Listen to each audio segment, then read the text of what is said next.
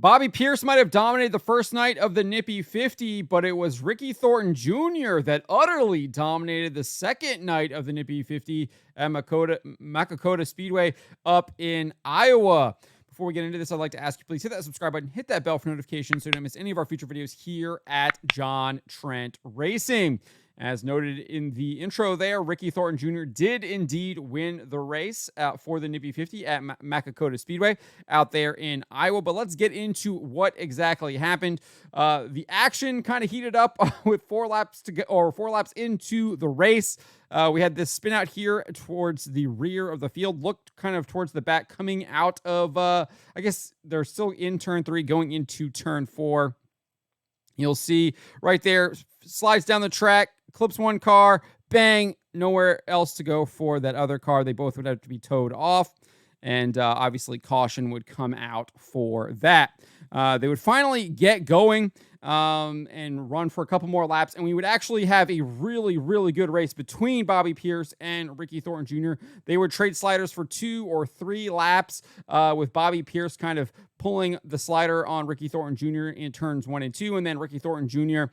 Giving it back to Bobby Pierce in turns 3 and 4. Let's take a look at this. This is Pierce on the bottom, pulling the slider there on Ricky Thornton Jr., swoop, right up to the top, and then Ricky Thornton Jr. is like, not so fast, drives it right down underneath of him, and he would do the same thing there. Pulls a little bit of a slide job. Bobby Pierce tries to go back underneath of him, and he would do the same thing there in 1 and 2, and they would do that for a couple of laps there before Ricky Thornton Jr. was able to edge out Bobby Pierce and kind of pull away.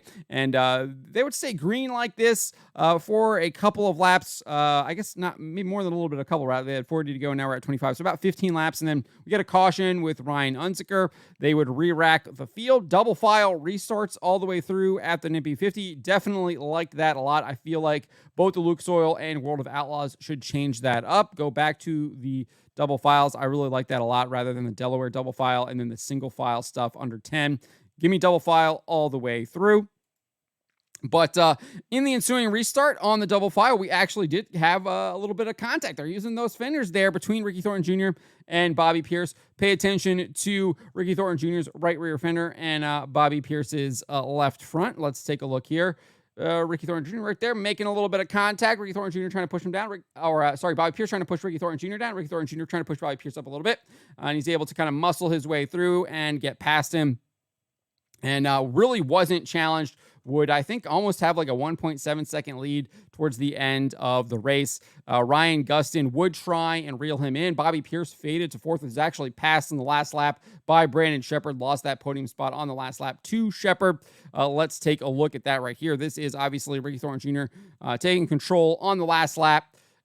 Put a number, almost like, I think over half the field was a lap down by the end of the race. But you can see Pierce and Sheppard there at the bottom. Pierce had him and then kind of drifted up the track. And right there, Sheppard beats him to the scoring loop and claims that 3rd spot.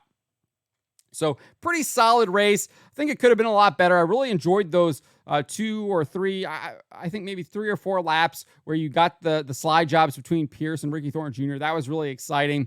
I thought it was going to get even more exciting when they kind of got into traffic, but Pierce wasn't really able to do anything.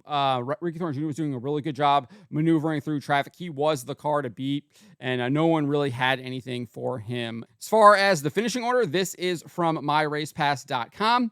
Ricky Thornton Jr. obviously was your winner. Ryan Gustin finished in 2nd. As we noted, Brandon Sheppard beat out Bobby Pierce for that 3rd and final podium spot, finished in 3rd. Bobby Pierce finished 4th. Cody Overton actually did a really good job towards the end of the race. Last couple laps, probably the last 10, 15 laps, was ripping the top and finished in 5th spot. Tyler Erb finished in 6th. Chris Simpson finished in 7th. Garrett Albertson faded to 8th after starting in 5th. Brian Shirley faded to 9th after starting in 3rd. Gordy Gundaker finished in 10th. Justin Key, I think is how they say it. I might be pronouncing that wrong. Looks like he is your hard charger moving up. Well, actually, no. Looks like Daniel Adams is your hard charger. But he was pretty close to being your hard charger. Finished 11th. Ryan Unzicker finished 12th. Brent Larson was 13th. Chad Simpson, 14th. Daniel Adam, 15th. Hard charger there, moving up 10 spots. Brian Harris was 16th. Todd Cooney, 17th. Sam Mars, 18th. Jason Fager, disappointing 19th. Hopefully he gets those kinks worked out and gets it going, because that is your defending Mars super late model champion. Expected him to be a little bit more of a competitor out there, but unfortunately on both nights just really wasn't a threat.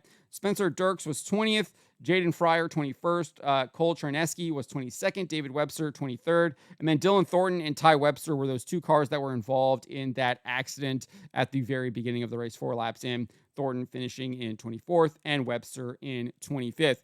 Like I said, I thought the racing was pretty solid. I mean, we got a couple laps there where you got Pierce and Ricky Thornton Jr. really pulling those sliders. I thought the lap traffic would have maybe affected Ricky Thornton Jr. a little bit, allowed Bobby Pierce to close in, but Ricky was really good maneuvering through that traffic and really kind of distanced himself from Bobby Pierce. And then after that final restart, Pierce, like I said, faded kind of to 4th there. You saw the distance that Ricky Thornton Jr. and even Ryan Gustin had on him in that last lap. So he really just kind of faded there towards the end of the race. But a pretty solid race. I think if we had gotten a little bit of a bigger car count, I would have liked to have seen that. I am glad that they brought all 25 cars that did indeed come and started them tonight. I think they should have done that last night as well. They sent 2 cars home, I think, last night. But I would have liked to seen a little bit more car count on the track. I felt like there was a lot of room, and I would have liked to seen the leaders get to the lap traffic a little bit earlier, especially at the end of the race there. I thought Ricky Thornton Jr. had a ton of time before he got to lap traffic and was really able to kind of manage that gap and ensured that Gustin really didn't pose a threat to him there at the end.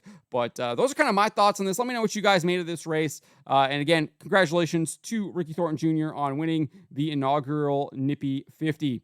But again, let me know what you guys thought of this. Let me know in the comments below.